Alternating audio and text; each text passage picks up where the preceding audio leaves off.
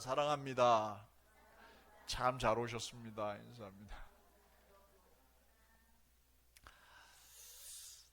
요즘 중동에서 마치 3차 세계대전이 일어난 듯 전쟁이 지금 한 달 넘게 계속되고 있습니다.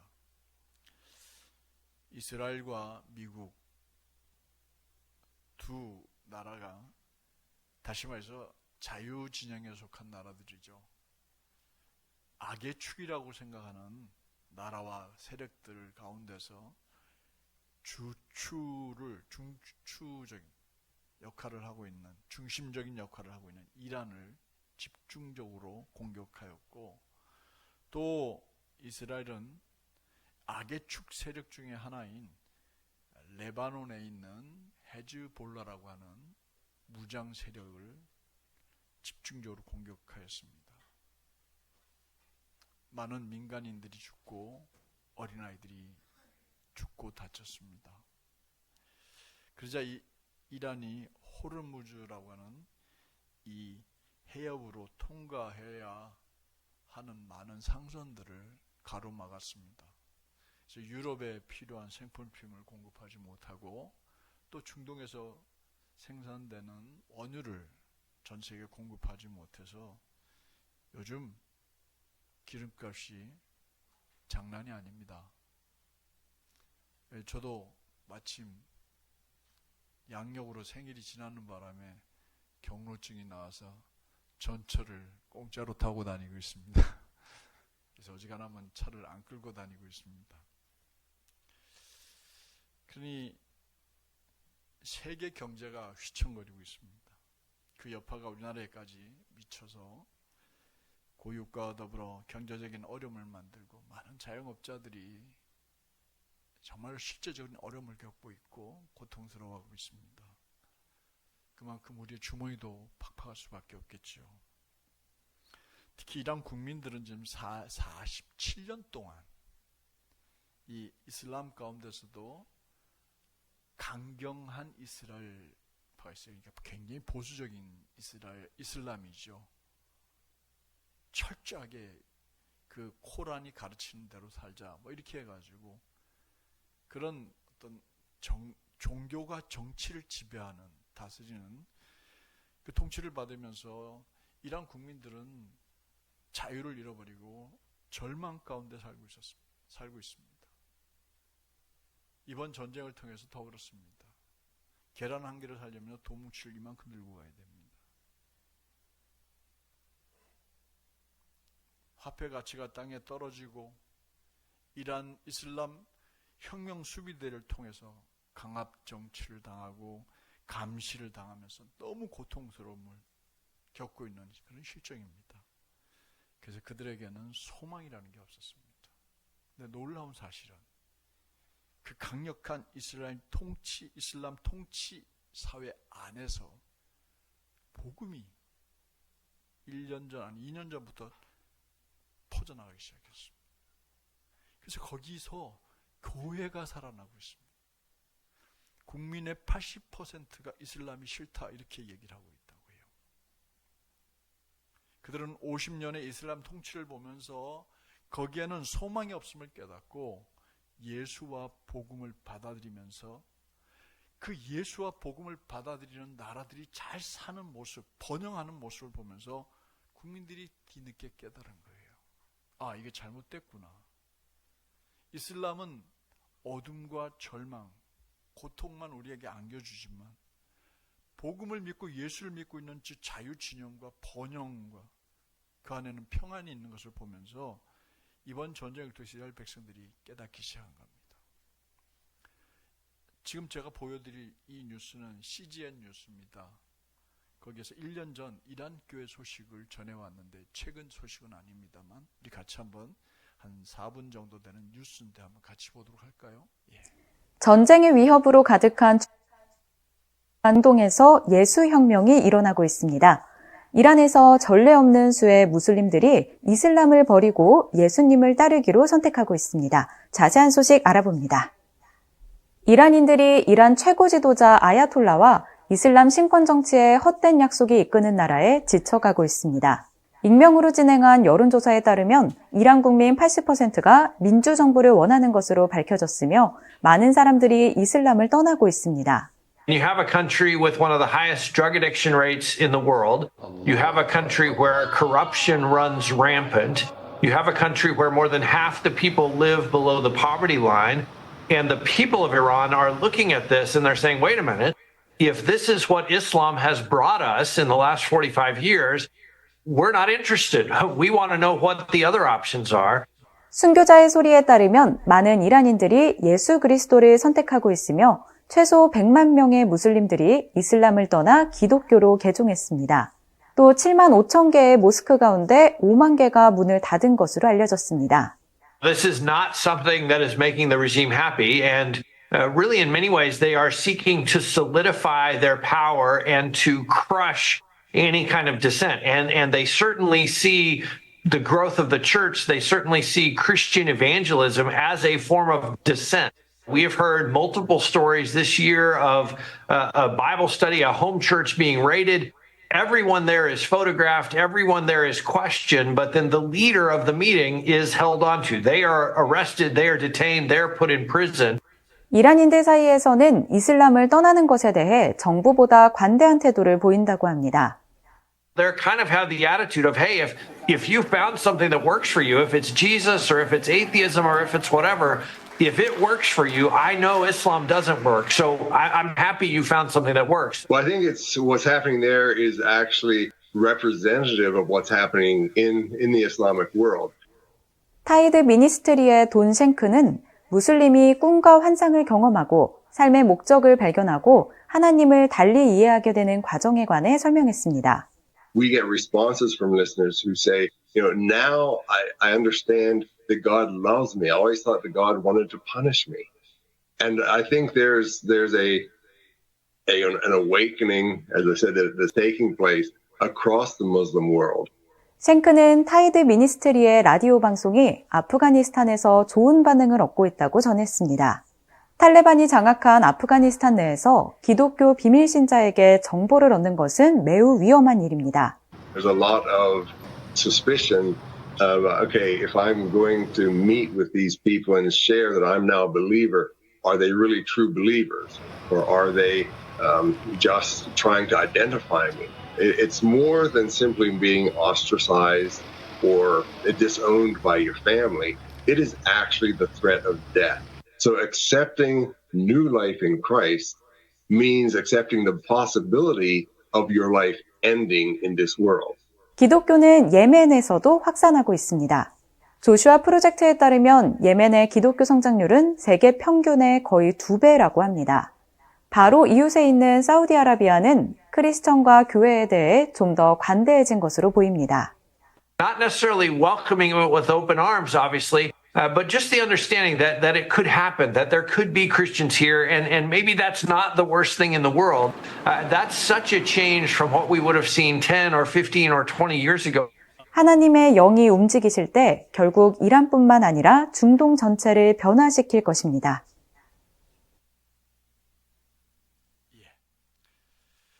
그렇습니다.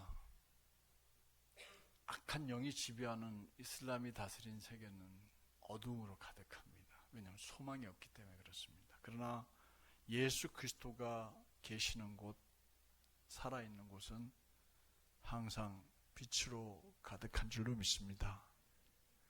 자유가, 평화가, 번영이 보장되어 있습니다. 왜냐하면 예수님은 절망을, 죽음을, 사망을, 어둠을 이겨내시고 부활하셔서 진정한 승리자 되셨기 때문인 줄로 믿습니다. 오늘 우리가 읽은 이 베드로 전서는 베드로가 직접 쓴 성경은 아닙니다. 실루아노라고 하는 인물이 대신 베드로가 하는 말을 받아 적은, 그래서 보낸 편지입니다. 실루아노 두 자로 여러분들 많이 들어본 이름이 있을 텐데요. 뭘까요? 신라가 실루아노입니다. 바울과 함께 두 번째 전도 여행을 떠났던 사람이었죠. 베드로는 바울처럼 어느 특정 지역, 에베소 교회에 편지하노니 고린도 교회에 편지하노니 이렇게 하지 않으시고 오늘날 터키 전역에 해당되는 본도, 갈라디아, 가파도기아, 소아시아, 비누디와 같은 그 투르키의 전역에 있는 흩어져 있는 그리스도인들, 그 사람들이 만든 공동체인 교회 앞에 이 베드로 전서와 후서를 보냅니다. 근데 베드로 전서의 전체적인 주제는 뭐냐? 우리가 나그네라는 거예요. 근데 나그네들 가운데 택함을 받은 나그네다. 따라합시다. 택함을 받은 나그네. 하나님께 택함 받은 나그네라는 거지요. 이 땅에 와서 삶이 뭐예요? 여기는 여행지입니다. 이 땅은 본향이 아닙니다. 우리가 이 땅에 살다가 돌아가야 될 곳이 있어요. 어디죠? 우리의 본향 하나님 나라입니다. 그래서 우린 여기 나그네로 이 땅에 사는 겁니다. 근데 나그네로 우리 각자에게 주어진 인생을 사는데 짧게는 40년, 길게는 100여 년 이렇게 살 동안 우리가 어떻게 살아야 세상과는 좀 다르고 구별된 삶을 살 수 있을까 하는 것에 대해서 베드로가 편지를 쓴 겁니다. 또 나그네로 살아갈 때 여러분들 생각해 보세요. 고달플까요? 고달프지 않을까요? 우리나라에 본향이 아닌 사람들이 많이 들어와 있죠. BTS 구경하러 온 사람들이야 금방 돌아가겠지만 이 땅에서 돈을 벌어서 가족들을 먹여 살리려고 온 사람들은 정말 고생이 심할 거예요. 차별도 심하고. 그래도 그걸 묵묵히 참아가면서 일하는 이유가 뭐예요? 가족들이 있기 때문이고 돌아가야 될 고향이 있기 때문이죠. 이 땅에서 수모를 당하면서 돈을 벌면 그 돈으로 자기 나라에 돌아가면 그 동네에서 부유한 사람으로 살 수 있으니까. 그래서 참고 또 참고 일을 하는 겁니다. 그리스도인들도 마찬가지예요. 이 땅에 사는 동안에 하나님께 선택받았다. 어떻게 보면 놀러도 못 가고 쉬지도 못하고 일요일까지 주일까지 나와서 이렇게 하나님께 섬기고 봉사하고 참 힘듭니다. 근데다가 앞에 교회 지도자들은 이렇게 하라 저렇게 하라 지시하는 것도 많고 그러다 보니까 선택받은 하나님의 백성, 하나님 자녀라는 의식은 가지고 살지만 부활신앙을 무장하지 않으면요 참 은혜로 살아가지 못하고 시련과 시험과 고난을 견디기가 참 힘이 듭니다. 그래서 베드로는 우리가 하나님의 택함받은 백성들, 자녀들이다 이런 자아의식을 가지면서 하나님의 백성다운 구원과 기쁨을 찬송하고 노래하는 백성들이 되어야 한다 하는 것이 베드로 전후서의 주제입니다. 오늘 우리가 읽은 짧은 본문 속에서 이런 내용이 너무 잘 나와 있어요. 주님 오늘 본문을 통해서 우리들에게 세 가지 우리가 기억해야 될 말씀을 주십니다. 주님이 주시는 이 말씀을 마음에 잘 새기고 우리 예배 마치고 여기 계속 살 거 아니잖아요. 그죠? 여러분들 집 있으니까 다 돌아갈 거고 세상 한가운데 살 겁니다. 그때 제발 오늘 말씀이 좀 생각났으면 좋겠어요. 그 말씀을 살아내야 합니다. 꼭 살아내는 여러분들 되시길 바랍니다. 그래야 여러분들은 하나님 백성인 거죠. 그럼 주님은 먼저 우리에게 무엇을 말씀하십니까? 주님은 먼저 어떤 상황에서도 전능하신 하나님을 찬송하라 이렇게 말씀하십니다. 누구를 찬송하라고요? 하나님을요. 3절부터 5절까지 좀 길지만 새한글 성경으로 원문과 가장 가까이 번역한 성경이에요. 한번 같이 읽어보면서 충분히 이해가 될 겁니다. 시작. 찬양 받으시기를 빕니다. 하나님 곧 우리 주 예수 그리스도의 아버지는 하나님은 자신의 크고 한결같은 사랑을 따라 우리를 다시 태어나게 하셨습니다. 그리스도여 그리하여 우리가 살아있는 희망을 갖게 하셨습니다. 죽은 사람들 가운데서 예수 그리스도께서 부활하심을 통해서도요. 또 속지 않고 더럽혀지지 않고 시들지 않는 상속을 받게 하셨습니다. 그것은 여러분을 위해 하늘에 보존되어 있습니다. 여러분은 하나님이 능력으로 지켜주셔서 믿음을 통해 구원에 이르도록 해주신 분들입니다. 그 구원은 마지막 때에 드러나도록 준비되어 있는 것입니다. 이게 새한글 성경 번역본입니다. 이 성경에서 베드로는 하나님 아버지께 찬양 받으시기를 빌었습니다. 그걸 우리가 가진 성경으로는 찬양하리로다 이렇게 번역을 했습니다. 이 말은 우리가 처해 있는 상황이 어떤 상황이든 우리는 전능하신 하나님을 찬양해야 하고 하나님은 우리의 찬양을 받으실 분이다 이런 말씀입니다. 그렇다면 우리가 왜 우리가 처해 있는 상황 어떤 상황에서도 하나님을 찬양해야 할까요? 먼저는 하나님의 많은 긍휼이 우리를 거듭나게 하고 새롭게 살게 만들어 주셨기 때문입니다.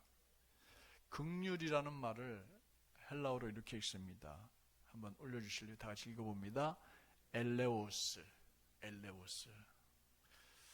불쌍히 여김, 동정자비라는 단어가 엘레오스라는 말입니다. 하나님께서 우리를 향하여 뭘 해주셨어요? 엘레오스, 긍휼히 여겨주셨다는 거예요. 불쌍히 여겨주셨다는 거예요. 이 하나님의 긍휼은 예수 그리스도를 우리의 죄를 대속해 주시기 위해서 내어주신 하나님의 사랑. 그 사랑을 뭐라고 그러죠? 어떤 사랑? 하나님의 사랑을 어떤 사랑이라고 하죠? 아가페 사랑. 그 사랑, 그 자비를 의미합니다. 그러면서 우리가 어떤 상황에도 하나님을 찬양해야 될 두 번째 이유는 십자가에 죽으신 우리 주 예수 그리스도를 하나님께서 죽은 자 가운데 그대로 두지 않으시고 살려내 주심으로써 우리에게 소망을 주셨어요. 만약에 예수님께서 무덤 속에 계속 그대로 누워 계셨다면 기독교는 소망이 없는 종교예요. 그러나 하나님께서 그를 다시 살리심으로 부활케 하심으로 예수는 우리의 산 소망이 된 거고 우리는 다시 부활할 거라는 소망을 가지고 살아가는 사람이 되는 겁니다. 그래서 우리는 하나님을 찬양해야 합니다. 물론 하나님이 우리를 창조하신 이유가 하나님 찬양받기 위해서 우리를 창조하셨지만 말입니다. 오늘 우리가 예수 그리스도를 구주로 믿고 고백함으로 하나님의 자녀가 되는 권세를 얻었을 뿐만 아니라 궁극적으로 하나님의 자녀가 되어서 전능하신 하나님의 사랑의 돌보심, 은혜를 우리가 매일매일 매 순간 누리고 있음을 우리 잊지 말아야 할 줄로 믿습니다. 그 결과 우리는 예수 그리스도 안에서 하나님의 양자가 아들이 되었어요. 동시에 하나님 나라의 상속자가 된 겁니다. 우리가 물려받을 하나님 나라에서의 유업은 썩어 없어질 것이 아닙니다. 더럽혀지지 않을 것입니다. 누가 뺏어가지도 시들지도 않을 영광스러운 것이고 영원한 것임을 믿습니다. 하나님은 이것을 믿는 자들을 주의 능력으로 보호해 주시고 마지막 날 구원을 완성시켜 주십니다. 19세기에 미국의 유명한 설교가가 있습니다.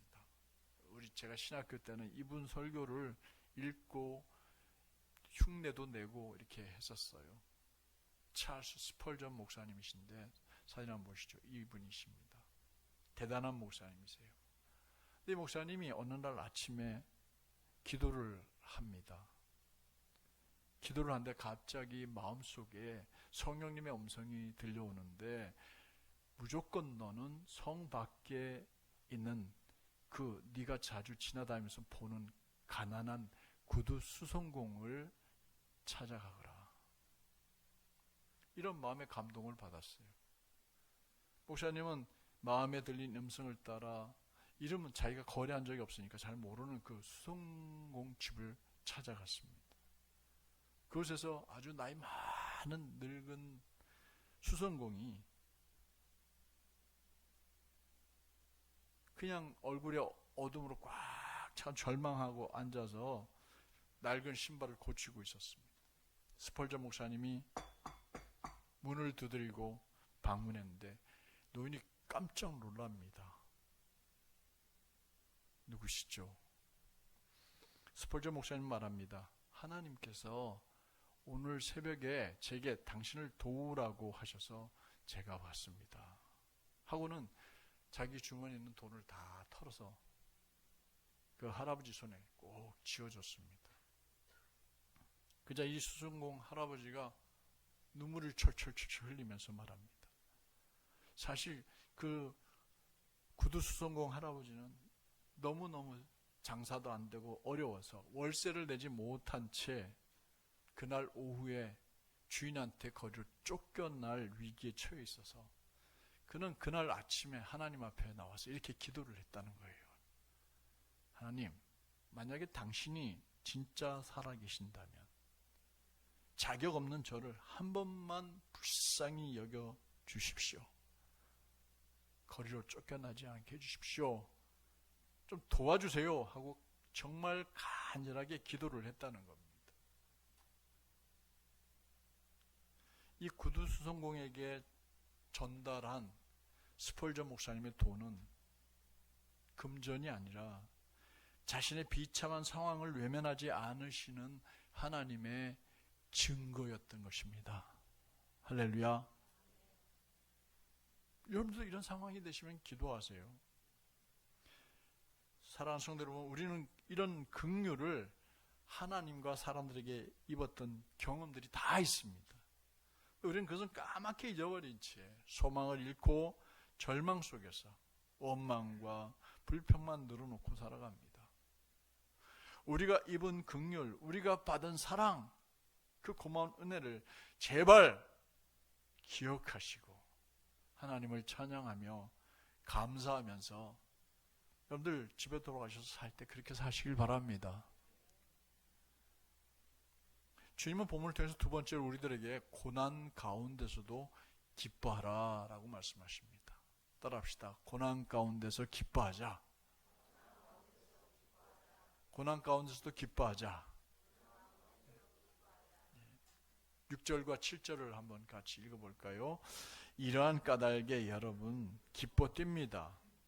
아직은 잠깐 동안 여러분이 여러 가지 시련 속에서 슬픔을 당할 수밖에 없지만 말입니다. 시련을 통해 여러분의 믿음을 검증하는 것은 그 믿음을 없어질 금보다 더 귀한 것이 되기 하기 위해서입니다. 또 그 믿음이 불로 정련되어 예수 그리스도께서 나타나실 때 칭찬과 영광과 영예를 얻기 위해서입니다. 우리가 하나님의 백성으로 살고자 한다면 우리에게는 여러 가지 시험이 닥쳐옵니다. 잘 사는 집안 친척들로부터 조롱이 그 가운데 하나입니다. 좋은 집안은 아니겠지만요. 비웃고 너나 잘하라고 하는 사람들의 소리도 많이 들립니다. 우리는 어디 가서 기독교라고 밝히지 못합니다. 그래서 그런 기독교인을 뭐라고 하는 줄 아세요? 익명의 크리스찬이라고 말합니다. 이름을 밝히지 않은 크리스찬으로 삽니다. 불이익을 많이 당하고 사람들이 조롱하고 비웃기 때문이죠.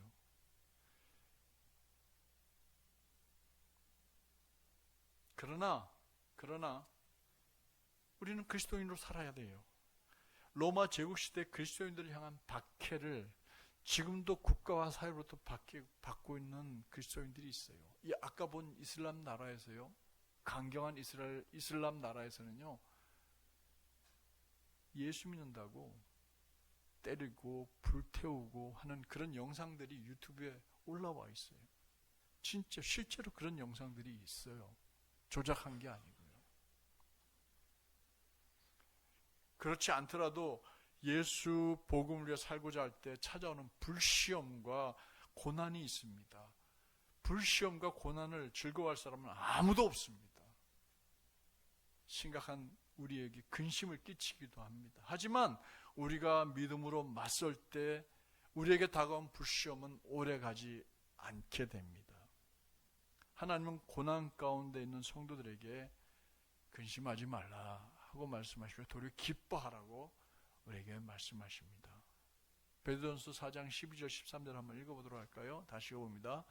사랑하는 여러분, 여러분을 유혹하려고 여러분 가운데서 생겨나는 불같은 시련을 이상하게 생각하지 마십시오.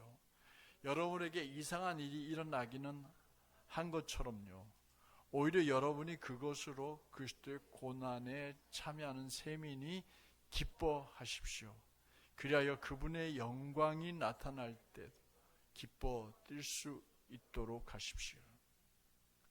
불같은 시험이 내게 찾아올 때 그걸 이상하게 생각하지 말라라고 합니다. 이유가 뭡니까?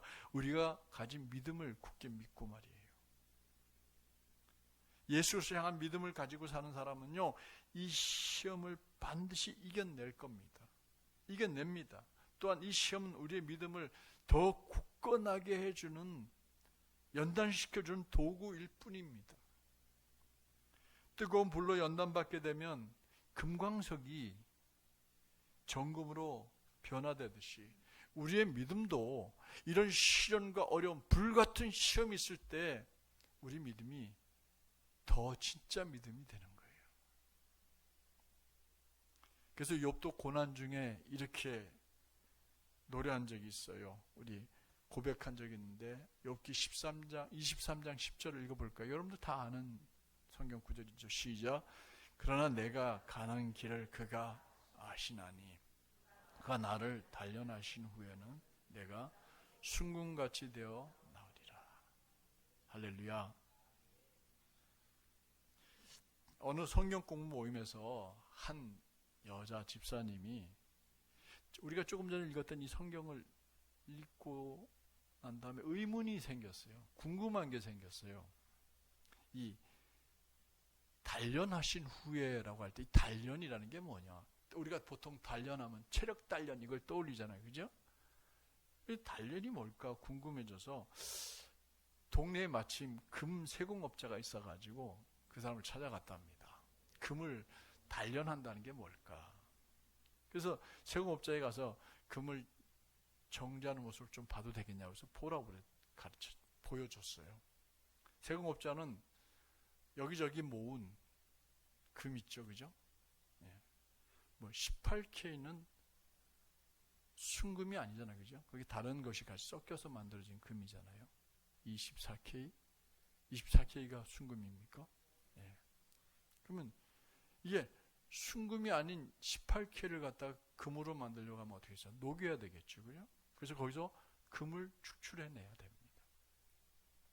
여기저기서 모은 금덩어리를 뜨거운 이렇게 용기가 있는 그 위에다 얹어 놓았습니다.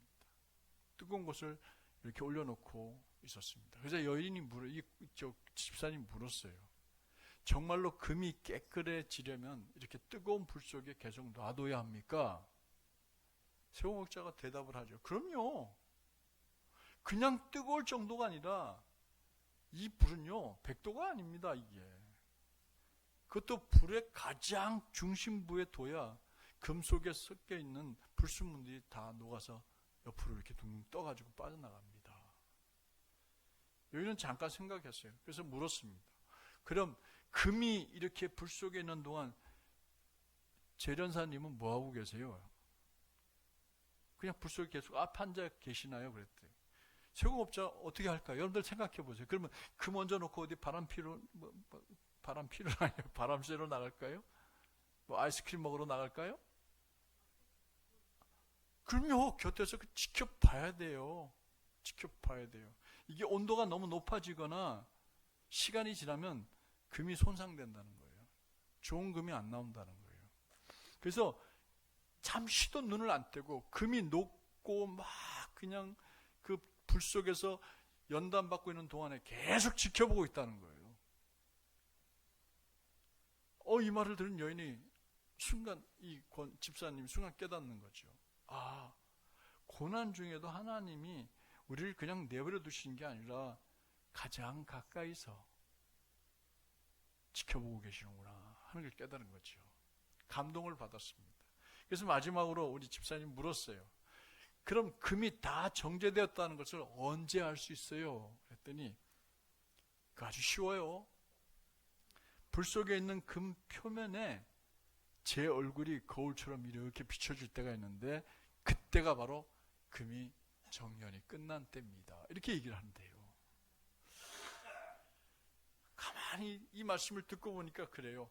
우리의 연단이 끝나는 시간이 언제일까요? 우리의 삶 속에서 주님의 얼굴이 드러나고 있을 때, 우리가 하는 말 속에서 예수의 향기가 담겨 있을 때예요. 예? 우리가 모여 앉아서 오늘도 아침에 그런 책을 읽었습니다만 예수 얼굴이 나타나지 않는 이야기를 하고 상처를 입히는 말을 하고 그는 우리는 아직 재련이 덜 된 거예요. 연단이 덜 된 거예요.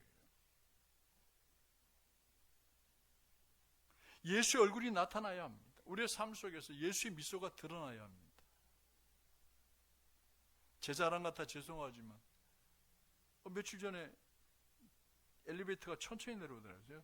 20층에서 하나 서고 그 다음에 15층에서 서더라고요. 그래서 제가 이제 자전거를 타고 이렇게 타려고 어디 좀 가려고 이렇게 올라탔어요. 자전거가 아니구나. 뭐 그냥 이렇게 올라탄 것 같아요. 그랬더니 한 분이 다 내릴 쯤 되니까 목사님이시죠? 그래서 제 얼굴에 목사라고 쓰여있나 깜짝 놀라서 맞습니다 했더니 앞집에 사는 아저씨가 말씀하시더라고요. 목사님 이사 오셨다고. 제 앞집 아저씨한테 제가 이사 오던 날 선물 하나 사들고 가서 새로 이사 왔습니다. 신고했습니다. 이 15층에 올라가서도 제가 신고했고요. 15층이 13층이구나. 혹시 시끄러워도 이해를 좀 해달라고. 그러면서 전 속으로 그랬어요. 제 얼굴에서 목사 같은 냄새가 풍겨지고 제 얼굴에서 예수의 얼굴이 나타났으면 참 좋겠다. 여러분들의 기도 제목되고 저의 기도 제목이 되어야 할 줄로 믿습니다.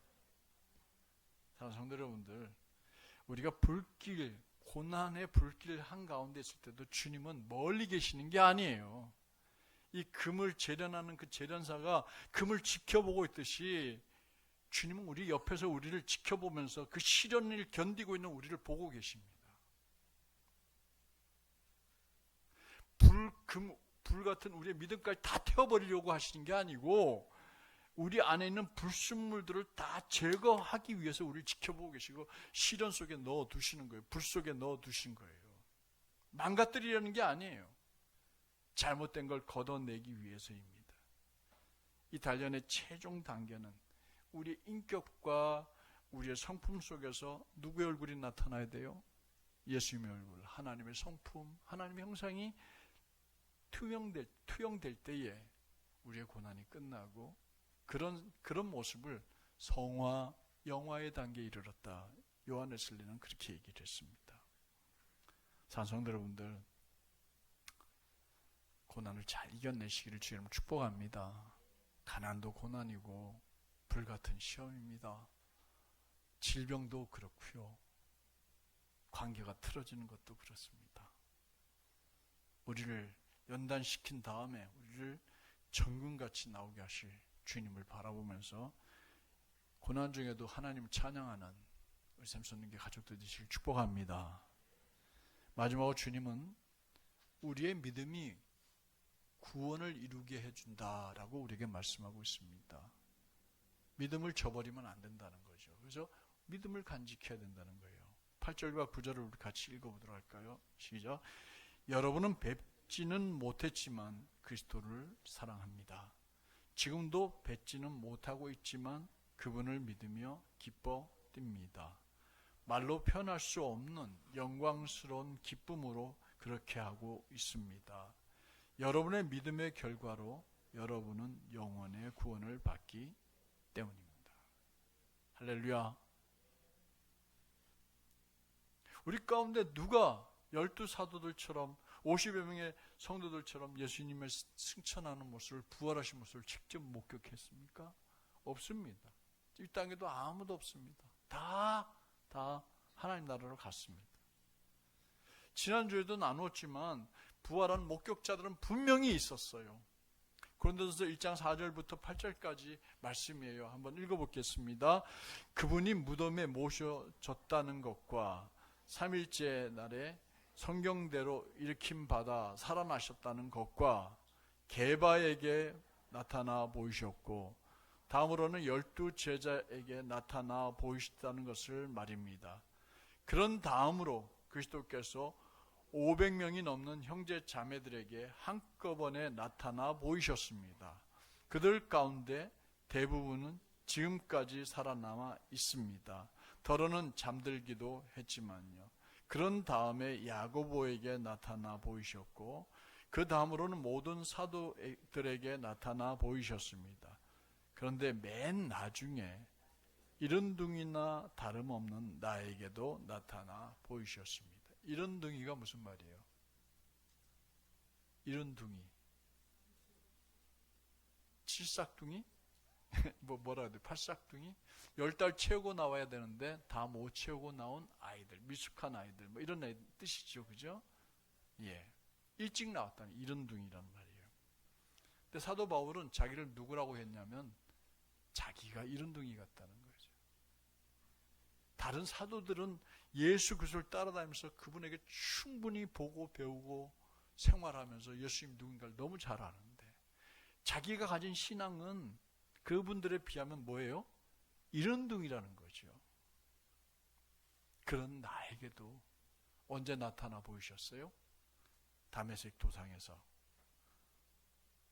부활하신 예수님이 사울아 사울아 하고 부르시면서 찾아오시는, 빛으로 찾아오셨다는 거예요. 그때 봤다는 거예요. 이렇게 직접 부활하신 예수를 본 사람은 너무나 자신 있게 그리고 확신에 차서 나 봤어요, 나 예수님 부활하신 예수님 만났어요 하고 담대하게 증언하는 증인으로 살아가는 겁니다. 네? 요즘엔요 전쟁이 무슨 게임 같아요.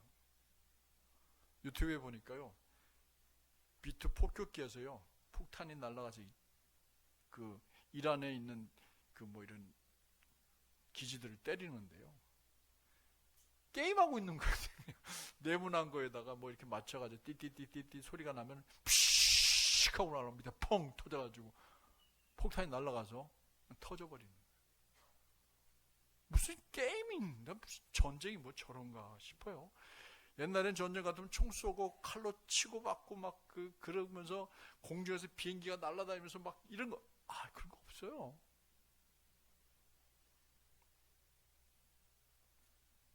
제가 이렇게 실감나게 얘기할 수 있는 거 제가 그걸 봤거든요, 유튜브로요. 이거 보고도 이렇게 실감나게 얘기하는데 죽었다가 살아나신 부활하신 예수님을 만났다고 하면 말할 수 있어요, 없어요? 말하지요. 더 자신 있게 말하지요. 그런데 바울은 지금 베드로는 오늘 칭찬합니다. 우리는 예수님을 뵌 적도 없음에도 불구하고 예수님을 사랑한다고 지금 이 자리에 앉아 있는 거예요. 전하고 있는 거죠. 우리는 예수님을 전인격적으로 믿습니다. 왜냐하면 예수 그리스도가 바로 복음이기 때문임을 알기 때문이에요. 우리 주님은 부활이며 생명인 줄로 믿습니다. 이 믿음이 우리로 하여금 말로 다 표현할 수 없는 즐거움과 영광을 누리게 합니다. 또한 기뻐하며 살아가게 합니다. 우리가 믿는 믿음의 궁극적인 목표는 바로 우리의 영혼이 구원을 완성하는 것입니다. 구원은 종말 때에 완성되겠지만 주께서는 성도들의 믿음을 통하여 이미 구원이 이루어졌다고, 너희들 가운데 구원이 임하였다고 우리에게 선포하고 계십니다. 지난주에는 제가 예수님을 직접 만나지 못했지만 기독교를 부정하기 위해서 소설을 쓰다가 결국 예수님은 부활하신 것을 믿은 무신론자 이야기를 한번 소개해드렸죠. 루 윌리스라는 사람 소개해드린 적이 있습니다. 벌써 다 잊어버리셨죠? 그 얘기 하셨어요? 표정이 다 그래요 지금. 근데 루 윌리스라는 사람이 무슨 책을 썼다고요? 아시는 분들 상품 드릴게요. 맞습니다. 배너입니다. 우리 민혜영 지사님 상품 드려야 되는데. 배너라는 그 영상 포스터 올려줬잖아요. 오늘도 그런 사람 한 사람 소개하려고 합니다. 바로 리 스트로벨이라는 사람입니다. 리 스트로벨이라는 분인데 이분들입니다. 이분이요, 영화 예수는 역사다 하는 영화를 만든 영화의 책 주인공이 바로 이분이십니다. 이 책이에요. 예수는 역사다. 두란노에서 나온 책인데 영화를 만들었어요. 영화 포스터가 이거예요. 현대인으로 살아가면서 현대인으로서 예수는 역사적인 인물이다라는 걸 증명해 보인 사람인데요. 기회가 되면 우리가 한번 보면 참 좋겠어요. 이 리 스트로벨이라고 하는 이분은요, 시카고에 트리뷴지라고 하는 유명한 신문사가 있어요. 거기 법조 기자였습니다. 무신론자였습니다. 자기 아내가 자꾸 교회 가자고 하니까 내가 예수가 부활했던 거 그 거짓이라는 걸 내가 분명하게 법적으로 밝혀줄 테니까 조금만 기다리라고. 거기서부터 이 아내를 건져내야 되겠다고 이 각오로 조사를 시작했어요. 2년 동안 열심히 세계 고고학자들, 학자를 찾아다니면서 부활이 가짜라는 걸 찾으려고 했는데 아무리 찾아도 가짜라는 증거는 하나도 없고 뭐만 있어요? 진짜라는 증거만 수두로 빽빽한 거예요. 경상도 말로. 그래서 이분이 결론적으로 부활은 역사적인 사실이다, 이걸 결론을 내리고 그는 무신론자를 버리고 법조 기자도 버리고 목사님이 되셨어요. 그래서 오늘 강력한 지금 이 시대에 살아있는 부활 변증가로 살아가고 있습니다. 사랑하는 성도 여러분들, 말씀을 정리할게요. 부활의 기쁨은요, 부활주일날 하루로 딱 끝나는 게 아닙니다. 우리는 오늘도 그 부활의 기쁨을 누리며 찬송하며 살아야 할 줄로 믿습니다. 왜냐하면 예수 그리스도의 부활은 우리의 산 소망이기 때문입니다. 우리는 어떤 상황에서도 주님을 찬양하는 샘솟는 교회 가족들이 되시길 바랍니다. 고난을 당해도 오히려 기뻐하십시오. 나를 이 연단 끝내놓고 내 믿음을 정금같이 나오게 하시라는 믿음 가지고 말입니다. 그리고 이 믿음을 우리가 잘 간직하면 우리는 영원한 구원을 얻게 된다는 확신을 가지고 살아가는 우리 샘솟는 교회 가족들 되시기를 주님의 이름으로 축원합니다. 축원합니다. 기도하겠습니다. 사랑의 주님, 이 시간에 저희들이 하나님 앞에 간절한 마음으로 찬송과 감사와 영광을 올려드립니다. 우리를 구원해 주시기 위해서 당신의 아들 이 땅에 보내주시고 십자가의 죽음으로 끝내지 않으시고 그를 무덤 가운데 다시 살려주셔서 사망을 이기게 하심으로 우리에게 산 소망이 되게 하심을 감사드립니다. 주님, 오늘 우리가 사는 이 땅 나그네 길이지만 또 때로는 너무 힘들고 지치고 낙심도 되고 속상하고 또 마음도 상하고 그래서 어떨 때는 흔들거리기도 하지만 주님만 바라보게 도와주시옵소서. 우리의 믿음이 이 시련 끝에 정금같이 나오리라 생각하고 불시험을 잘 견뎌내는 우리 샘솟는 교회 성도들 되게 하여 주시옵소서. 그래서 우리에게 산 소망이 되어주신 주님, 그분만 바라보고 그 믿음이 우리를 영원한 생명으로 이끈다는 걸 확신하고 이 땅에 승리하며 살아가는 샘솟는 교회 가족들 되게 하여 주시옵소서. 예수님 이름으로 기도드립니다.